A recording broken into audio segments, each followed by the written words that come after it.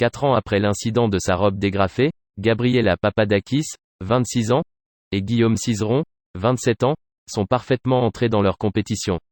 Avec 90,83 points, soit en améliorant leur propre record du monde de l'exercice, 90,03 points, les Français ont pris la tête à l'issue de la danse rythmique. Les quadruples champions du monde devancent d'un peu plus de 2 points les Russes Victoria Sinitsina et Nikita Katsalapov, tenants des titres européens et mondial, qui ont obtenu un score de 88,85 points, et les Américains Madison Hubel et Zachary Donohue, qui s'entraînent avec eux à l'Académie de Montréal, 87,13 points. Versés dans l'avant-dernier groupe, alors que leurs concurrents directs devaient évoluer dans l'ultime rotation, Papadakis-Cizeron ont été les seuls à oser une chorégraphie inspirée du walking, une danse urbaine apparue dans les clubs gays de Los Angeles dans les années 1970. Une variation aussi originale que techniquement assumée, avec une vitesse d'exécution rare. Et le soulagement affiché par les élèves de Romain Haguenauer suffisait à deviner l'enjeu.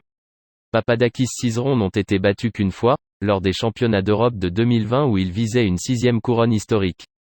Ils ont ensuite emprunté des chemins de traverse, naviguant difficilement dans les méandres d'un calendrier bouleversé par la pandémie du Covid-19. Ainsi, après leur victoire cette saison lors du Grand Prix d'Italie puis aux Internationaux de France, ils avaient été privés de la finale du Grand Prix, annulée en décembre, puis avaient choisi de ne pas disputer les championnats d'Europe à Tallinn en janvier.